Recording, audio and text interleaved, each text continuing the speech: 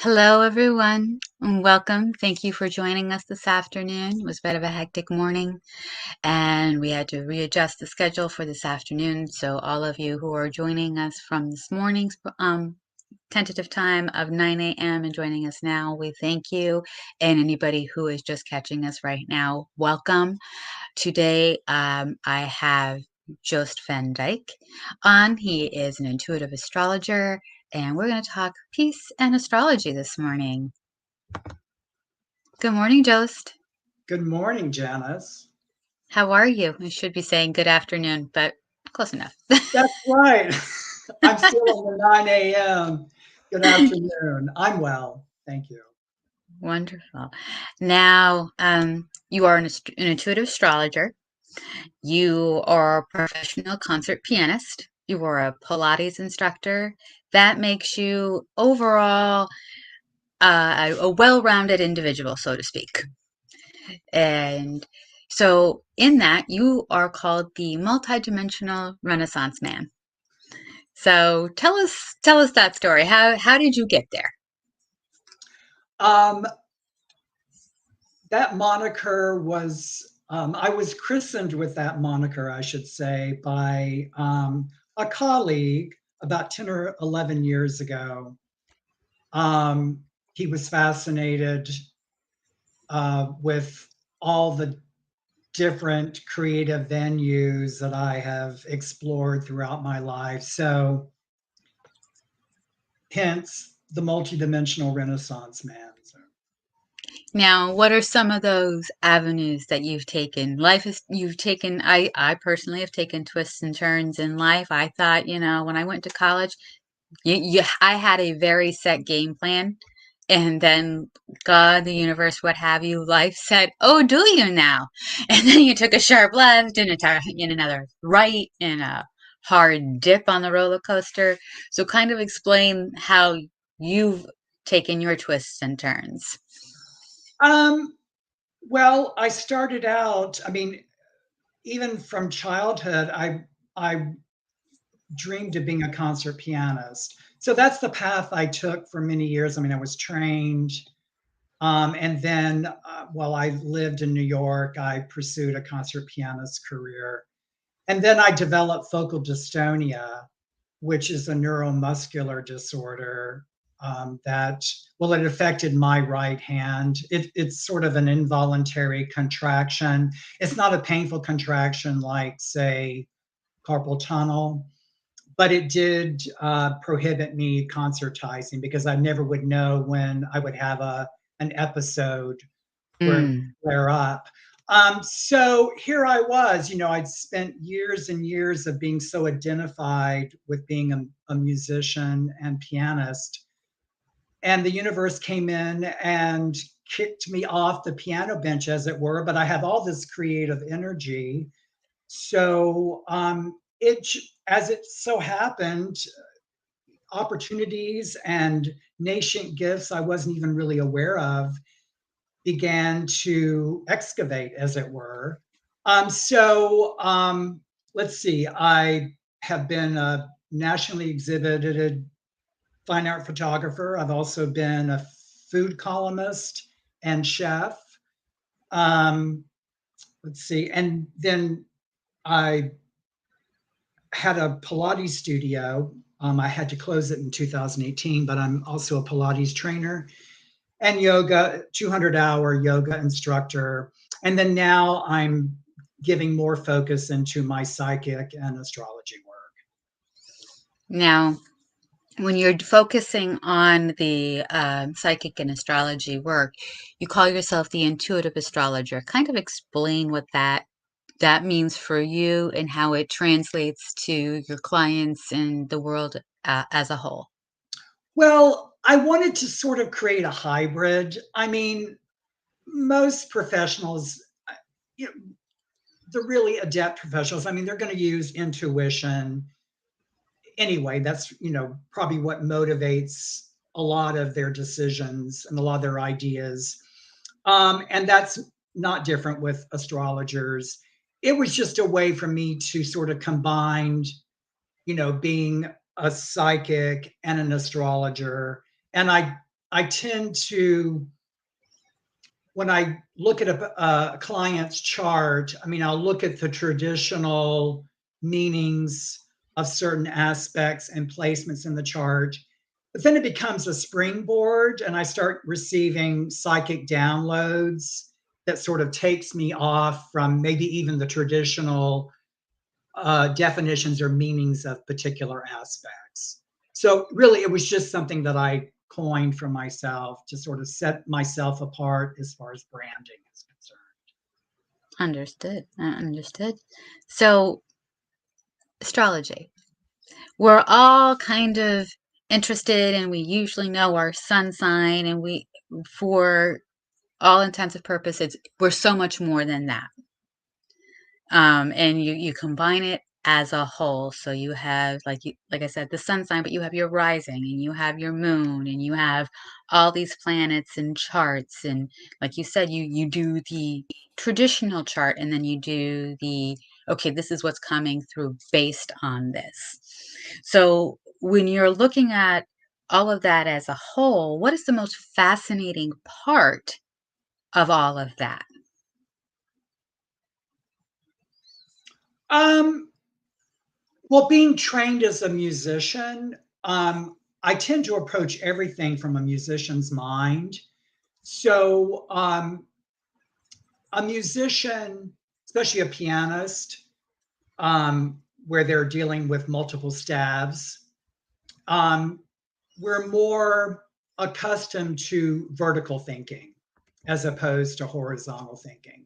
So, with that in mind, what fascinates me the most is sort of the polyphony that occurs where all these multi voices are working together and sort of blending. It's sort of like a looking at an orchestral score. So, and then and when you think in terms of, astrology is not linear, even though you're looking at a 2D map of a chart, you have to think in terms of that. This is all layered multidimensionally.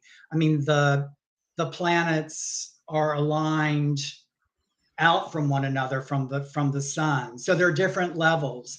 So I think what really fascinates me is when all these voices start to blend in different harmonics, and certain planets will, just like in music. I mean, they'll when you have an orchestral score. I mean, it can be a cacophonous mess if the conductor doesn't know which voices are going to be prominent at a particular passage or a particular moment in the music's progression. So it's the same with astrology, or how I approach it, that there are all these things that are happening in the chart, but at a particular time or a particular moment, there's going to be a planet or two planets or three planets, whatever, that is going to have more prominence, and their voice is going to be heard over the others. Or, you know, when an astrologer is interpreting a chart, certain planets should have prominence. Does that make sense? Yes, yes, yes, it does. And on the grand scale of things, we just want to give out a shout out to Grace. Thank you, Grace. Yay! Grace Good helped us morning, Grace. Thank you. with the promoting of the new time, so we thank her for that. So going back to the astrology portion, now we've got a lot going on in the world. I mean, we've got a lot going on in the world. Is that something that could be predicted with astrology, or, hinted? Do you find it to be accurate? There, that's the best one. Do you find it to be accurate? Um, Yes, Grace. I'm not really sure what you mean by accurate. I personally, I make a lot of world predictions based on, well, based on my intuition. Actually, what happens is I'll get like a psychic hit about a particular event before the event happens, and then I go and check the astrology, like what's happening, how can this relate to what I'm sensing? And invariably, it's there. So yes, subsequent to what you just mentioned as far as what's happening in the world today, yeah, and I mentioned this on Michael's show Thursday that especially with the outer planets, and I'm speaking in terms of Uranus, Neptune, and Pluto, what they've been doing for the past 10, 15, we maybe can even go back 20 years. It's what they've been working sort of in alliance. They're sort of the ambassadors of the galaxy because they're in the outer reaches. So those planets are sort of the conductors of higher consciousness. And so what those planets have been doing over the past several years has really been elevating the collective's consciousness. Now, there are some that are open to that, and there are some that are having to be dragged by their ankles to make that change. And then there are those, of course, that remain intransigent to any sort of change. They want to hold on to the tried and true, as it were. But we must change. I mean, this is what this time, for everything there's a season. Yep. And this season right now is about critical mass change. And there are going to be those that are going to welcome the changes. And the thing about it is that what's happening now, I describe as it's sort of the aura that a grand mal epileptic experiences prior to a seizure.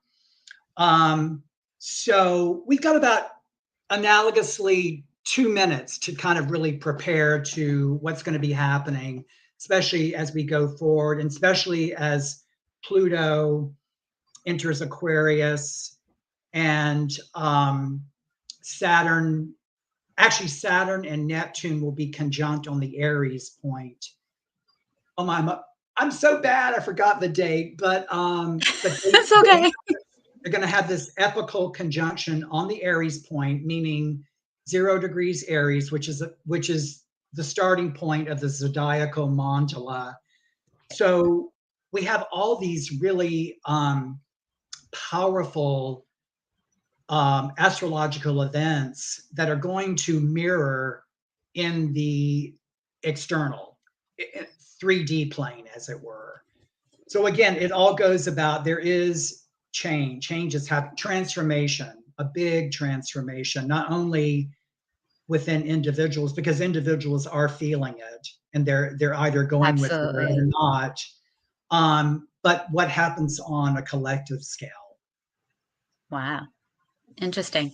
And it's interesting that you brought up the grand mal seizure. It's now it's in my antenna is up because it's the third time it's come up, and so now I have the rule of three, and I'm just making sure it's like, do I have salt in my diet?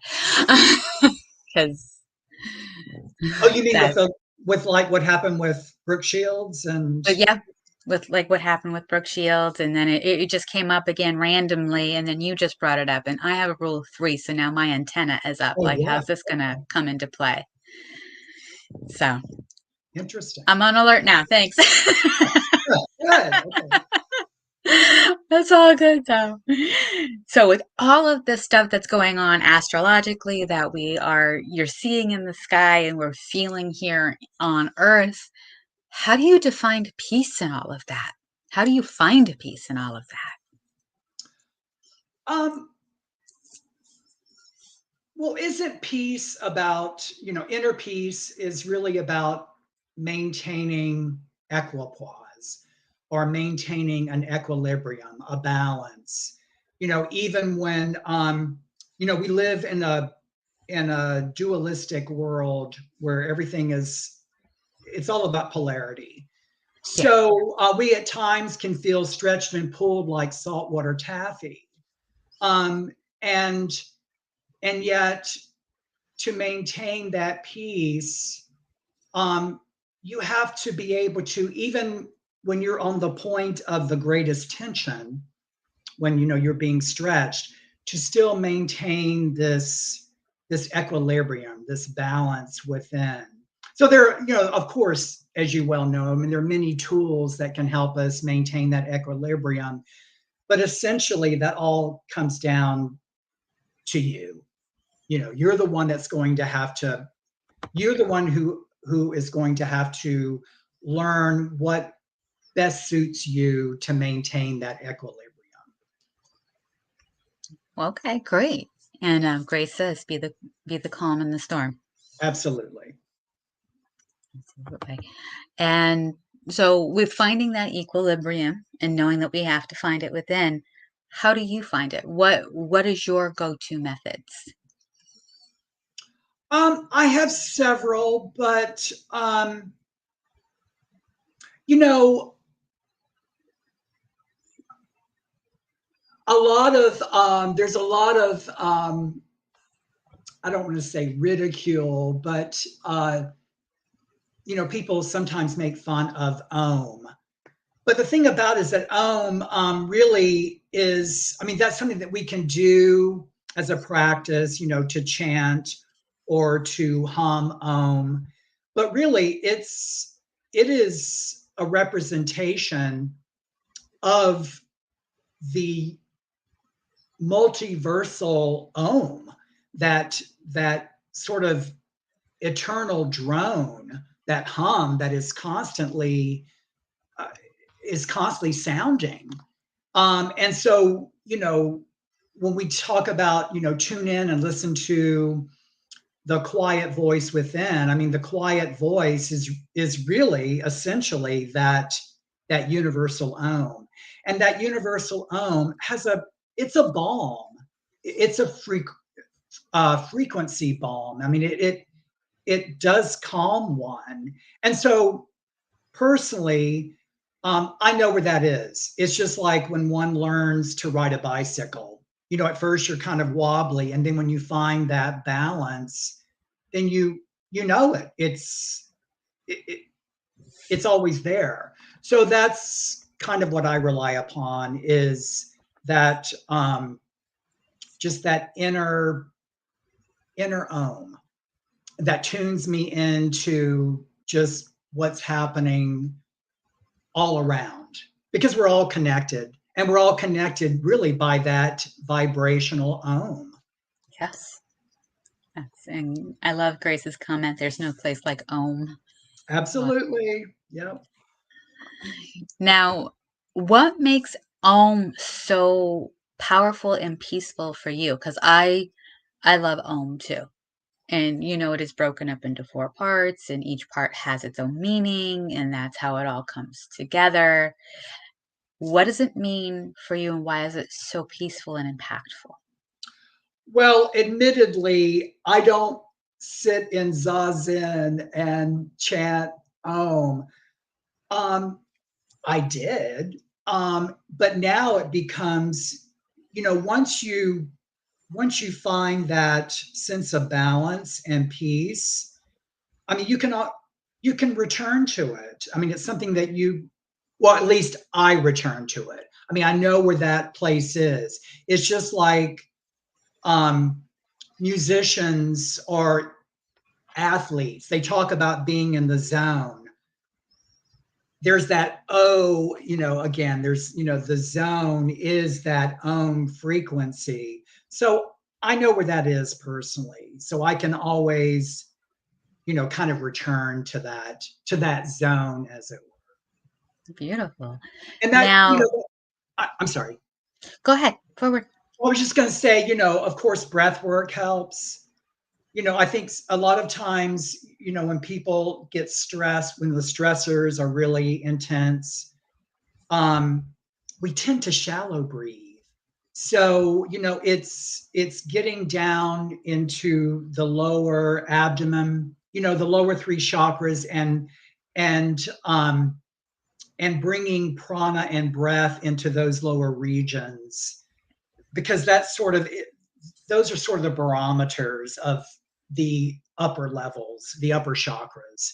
So I learned to kind of, because I can get off kilter too, many times, as Grace will tell you. Um, but to return to that place, I just stop myself and deep breathe. And I try to really tune into, what is causing this stress? What is my body? What is my mind trying to tell me? So I tune in and try to listen to what message is being given to me. And, usually I arrived right back. It may take a little bit of time, but I arrive back into that balanced place in the zone. Yes, and breath work is key. I noticed that personally, when I'm stressed out, I have a tendency to just kind of stop breathing.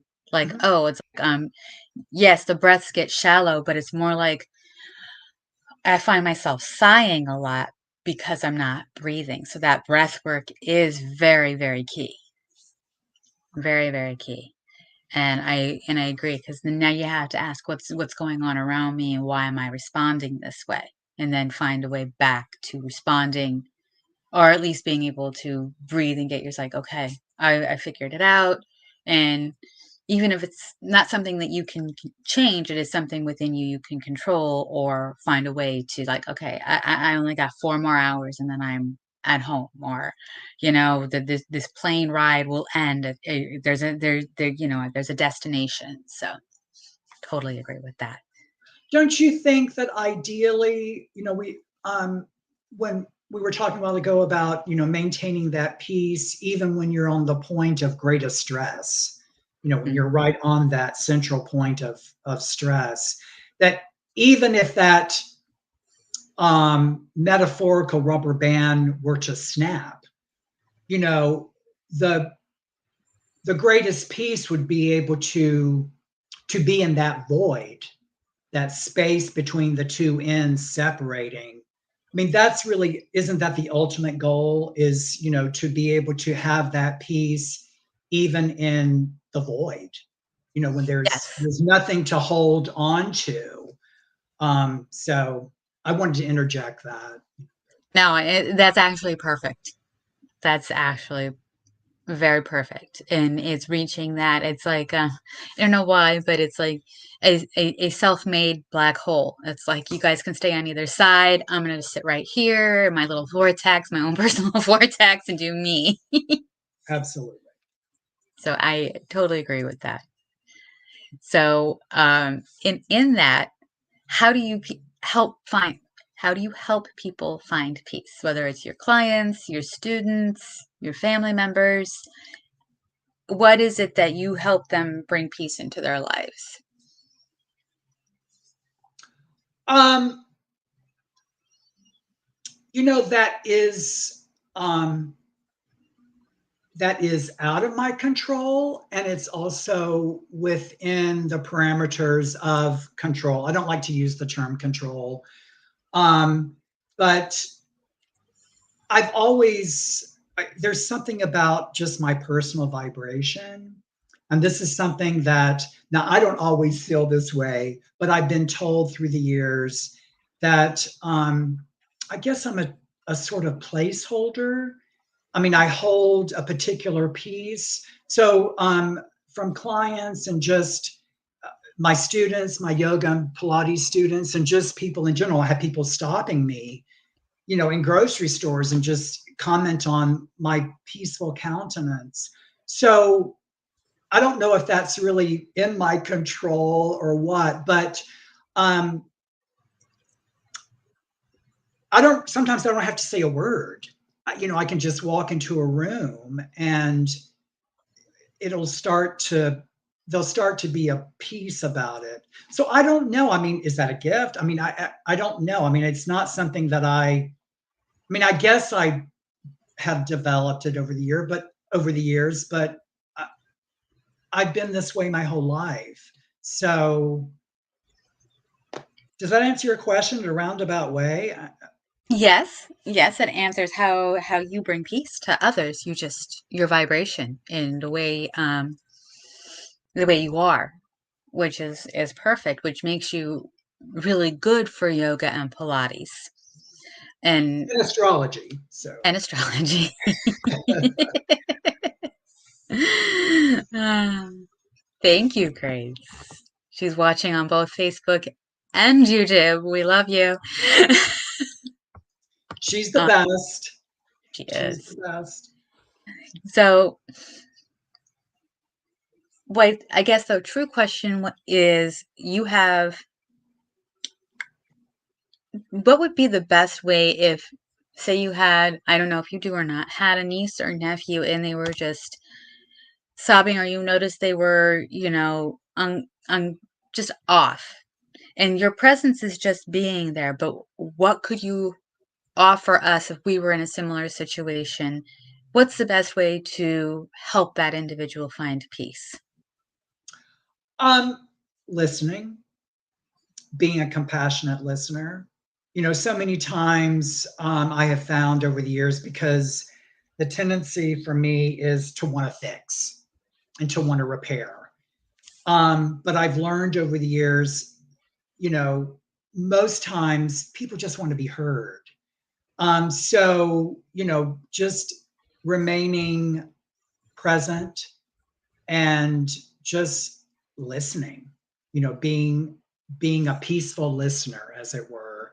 And then, if they were to ask, what would I suggest, or, what can I do? It's, of course, that's all according to what the problem is. But usually I advise people that, this is really, it's a passing episode. And, and all things be grateful. And that's a really, I mean, that's a hard adage to live by, but really it is the crux, that we're here to learn. So whatever episode you're going through that could be really challenging and painful, it when you think in terms of the higher perspective, it's there to teach you.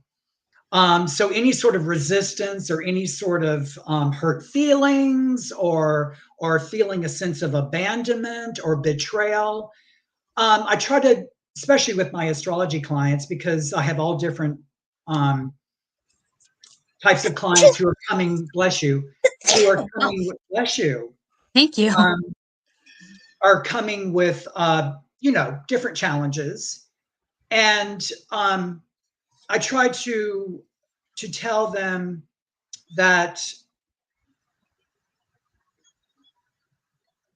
sometimes betray, even sometimes the most painful episodes that occur, there's no other way that you're going to learn certain lessons unless, like, betrayal or abandonment or death, or how else is your soul going to learn certain things that it needs to learn if it weren't for those really painful episodes?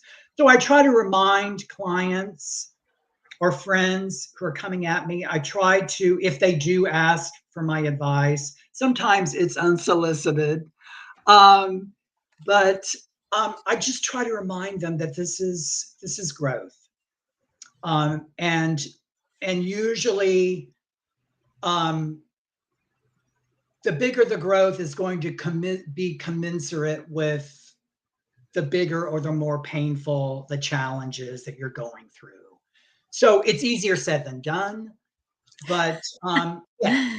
But I think for me, it's being a listener, being a compassionate listener, and I'll know from spirit and taking cues from the client when I need to offer some sort of, tangible advice other than just being present. Gotcha. Now, I always like to ask what's in your toolbox. So you kind of answered it in one way. I would like to take it back to the astrology and all of the commotion in the sky. And we start feeling it, in whether a person subscribes to it or not is irrelevant. You know it. So if with all of these big changes coming about and all the commotion in the sky that is relative to all the commotion going on personally and collectively here on planet Earth, How would you suggest we collectively try and find peace based on what's going on in the planets? Especially with the ones causing some commotion recently. That's a very good question.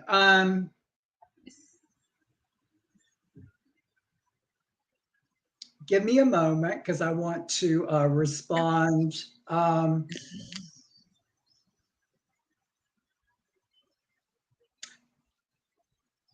With we mentioned a while ago with those outer, especially the outer planets, and they are compelling, they're propelling, they're impelling us to change and transform. That's very scary. Change is very scary, and especially with this huge transformation that is happening within individuals, and individuals, of course, comprise the collective. So, I mean, we're seeing a global 19th nervous breakdown happening. Um, and so, uh, what's I think the cause of that is that, okay, these changes may be affecting certain arenas in people's lives, but I think what is most frightening is that they know that something deeper is happening, yet they don't know what it Oh, is. right. I mean, it's an ontological crisis. I mean, it's happening deep within the isness of beingness. And so, what I try to tell people is that, you know, as because this is happening to all of us, as our consciousness expands, we're breaking out of old reality constructs. So, things that have been put into place, I like to think in terms of reality, is really engineered. And so we sort of live within this engineered reality construct. But as people's minds and consciousness expand to reach, greater dimensions, we're bursting through uh, the fourth dimension of collective thought. And, we're going into the higher dimensions. So we're shattering the bell jar. We're bursting through that 4D membrane. So of course that's going to be cataclysmic, because I mean these are reality containers that have been with us for millennia. I mean, we contributed to this, in past lives, but now we're here and we're in a epical moment in collective human history. I mean, in some ways, this really shakes the Akashic library, as it were, our Akashic inheritance. So, all of that's very frightening. So, I try to remind clients that, you're bursting out of a shell. You're bursting, you're a butterfly that's bursting. I hate to use that cliche, but it is kind of that way. We've all been in sort of this collective chrysalis for many years. And now it's time, to shed that protective shell and, really live, authentically live more than we ever have in the history of humankind. But, to convince people that that's what's happening that's an altogether different thing. But that's part of my work as, primarily as an astrologer, but I approach that with my, yoga and Pilates as well, because, we hold so many things in our muscles and bones and fascia. So that's what makes a yoga practice or a Pilates practice or any type of practice where you're sweating it out, as it were. You're really just kind of shedding old cells and old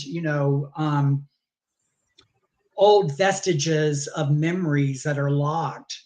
So that's why I always encourage people, whatever your modality is for working out, do it. I mean, it's really important to move the body and to work that out. Interesting. I just would like to get your thoughts globally on the somatic yoga. I've been hearing a lot of it for trauma release.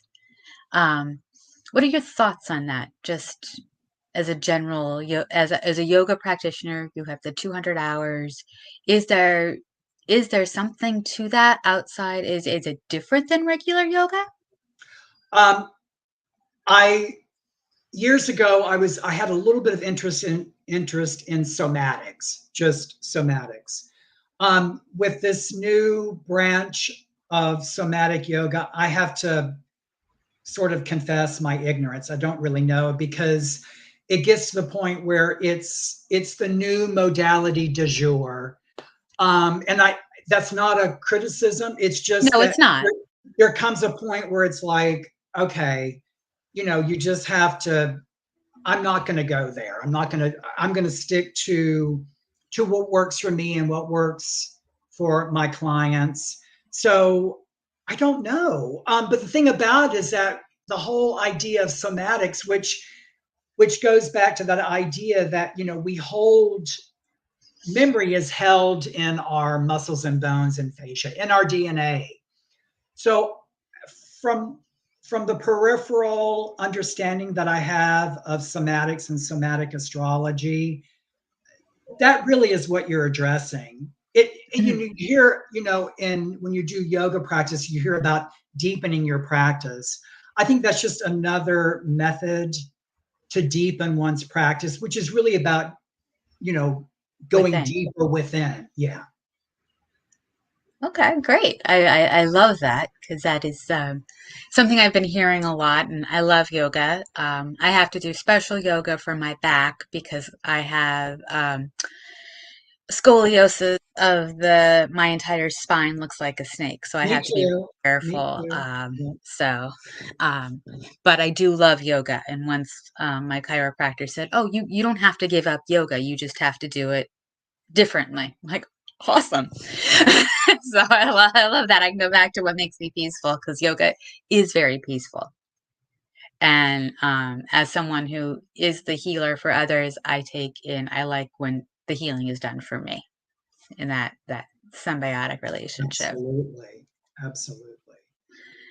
So, on a final note, what advice, if any, that you haven't already shared, would you like to share regarding peace, astrology, or all of it combined? Um, well, what immediately came to mind is knowledge is power, and the truth shall set you free. So, another one of the uh, sort of challenges that's happening right now, contributed by the three planets we've been talking about. Um, and of course, there are other astrological events that are contributing to that. But since I already brought up Uranus, Neptune, and Pluto, um, is that they really are, especially, well, no, Uranus, Neptune, they are in alliance to burst us out of that bell jar container that we were talking about. And as I mentioned on Michael's show on Thursday, we all need to be aware of our cognitive dissonance. Because there's so much that's happening. There's so much falseness or inauthenticity. Inauthenticity. Yep, it's a hard one. I shouldn't even tried that. And then, but it's learning to discern between the two. And the thing about it is that the only way that you're really going to be able to discern that is to be really in tune with your own inner balance. And you'll know falsehood. If you really, you have to really, at some point, you have to just unplug from media, you have to unplug from external voices and really get in touch with your own internal voice. And the thing about it is that it knows, our higher self is so much wiser than, you know, a TV pundit who's offering some sort of variable forecast. It's all about reaching a level of continuity, continuous balance. And the thing about it is that you'll be better served by unplugging from as much external stressors and external influencers as possible. And that goes for me as when I give, advice to a client. I always give the disclaimer, look, this is my interpretation, strictly. Mm-hmm. This is not tried and true. This is my interpretation. It either resonates or it doesn't resonate. So my uh, not advice, but my encouragement would be to listen to your inner self and to get more in touch with your inner self and not pay attention to all this chatter. Yes, the chatter is, I personally, and I always advise my clients, I advise my friends and family, I wish my stepdad would listen to me, is I don't watch the news. I mean, honestly, the only people I believe on the news anymore is the weatherman who's 50% wrong all of the time, and the traffic guy. Otherwise, I really don't believe anybody. I just have to take it in and figure it out for myself. And that is really the best way to do it. And I agree with you 100%. And I mean, and it's like sometimes I feel like doing that puts us in a bubble, but at the same time, that bubble helps you like, wait, I don't agree with that, or wait, that doesn't make sense. Or wait, there's something in the pit of my stomach that says you're lying. Absolutely. Oh, trust your gut. Absolutely. We were talking about the lower three chakras a while ago. And so, of course, the root chakra. And the thing about it is, remembering that, the chakral centers are paired. So the root chakra is linked to the crown chakra. Svadhisthana, the second chakra, is linked to the pineal pituitary center. Manipura, which is all about, the solar plexus, which is, that's where your confidence, your self-esteem is. And that's linked to, of course, the throat chakra and being able to speak your truth. So all of these are being aroused right now. And I think that's where a lot of the conflict, global conflict is happening, is because all of this is being aroused and people don't know what's going on. They just feel this unease and they feel like, well, if they try this product or if they try this modality, if they do this, it's going to bring them peace. But that is not necessarily true. So the thing about it is that sometimes you just have to walk through. You have to walk through the challenge, as difficult as it is, and to remain present. And again, it brings back, Salt water and down. maybe, where you have to be present and at peace in the void. Yes. I'm not gonna lie. I think that's really where a lot of us just should be, myself included. Sometimes you're like, I feel like I'm not in the middle with some of the stuff going on in my own life, and I just have to say, drop the rope. Yeah, Like I'm done with the tug of war, just drop the rope. I even wrote an entire meditation about it, dropping the rope, because it's difficult to be that knot, and it's better to just say, I can't deal with either side, so I'm just going to deal with me. And that's just the best way to do it. I concur 100%. Yeah. Wonderful. Well, I want to thank you, Jost, for being on. This has been such a great conversation, and I would love to have you on again when the astrological sky is a little bit kinder. We can talk about how kind it's being. This has been perfect just as it is. So. Yes, it has.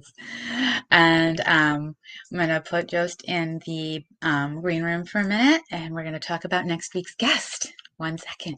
Be right back, Jost. So next week, I have Cassandra Vitale joining me. She is a relationship coach. She is going to talk about finding peace and how we can find peace as a couple if we're in relationships, or if even friendships, because sometimes it's difficult to find peace with our friends as well. So look forward to having that beautiful conversation. And I want to thank you all for joining Jost and I this afternoon, and may you have a wonderful afternoon.